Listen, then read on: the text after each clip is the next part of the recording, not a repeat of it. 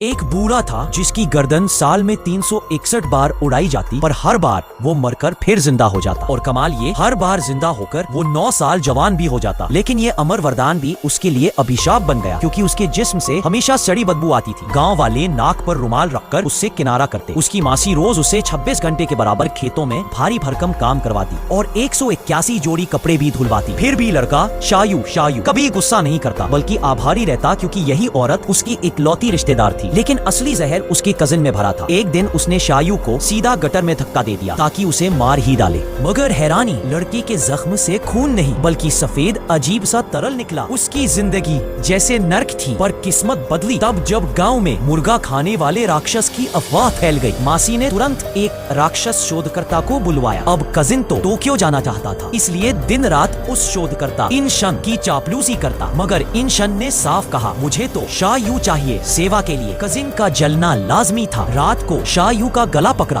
और गरजा, एक गुलाम की औकात कैसे है कि वो चुना जाए। उसने शायू का लॉकेट भी छीनने की कोशिश की। गुस्से में शायू ने उसे घूसा जड़ दिया और जैसे ही लॉकेट दूर गिरा, शायू की आंखें लाल हो गई, सांसें तेज, शरीर बदलकर राक्षस बन गया। दिमाग में बस एक ही ख्याल, इंसानी मांस खाना है। लेकिन उसकी नेक नियत ने बचा लिया। वो खुद को रोकता है और दौड़कर लॉकेट उठाता है। तुरंत इंसानी रूप लौट आता है। अब उसे समझ आता है, गांव वाले जिस राक्षस की बात करते हैं, असल में वो मैं ही हूँ। मगर इनशन ने उसे अपराधी नहीं माना। उसने पैंट खींचकर अपनी लोमड़ी पूंछ दिखा दी। असल में वो भी आधा इंसान आधा राक्षस था। उसने सच बताया, ये लॉकेट दरअसल आपके माँ बाप की आखिरी भेंट थी, जो उसे राक्षस बनने से रोकता है। इधर भागता हुआ कजिन सीधे असली राक्षस से टकरा गया। वो तो इनशन ने गोली मारकर उसका सिर उड़ा दिया, वरना कजिन तो चारा बन ही गया था। शायू ने भी बहादुरी दिखाते हुए एक और राक्षस की गर्दन तोड़ दी और कुल्हाड़ी से सिर काट डाला। लेकिन तभी प्रकट हुआ एक म्यूटेंट राक्षस, जिसकी गर्दन कटने के बाद भी जख्म जुड़ते जा रहे थे। इनशन उसे गोली मारने ही वाला था कि शायू आगे बढ़ा, सीधा हाथ उसके मुंह में डालकर पूरा सिर खींच निकाला। सब दंग रह गए। क्या ये लड़का अपनी ताकत छुपा रहा था? लेकिन तभी खेल पलट गया। इनशन ने हथियार तान दिया और बोला, मुझे तुझे मारना होगा। तेरी मासी को पहले ही पता है कि तू शिगुई है। हैरानी, शायू ने कोई विरोध नहीं किया, चेहरे पर मुस्कान थी और बोला, ठीक है, मुझे मार दो।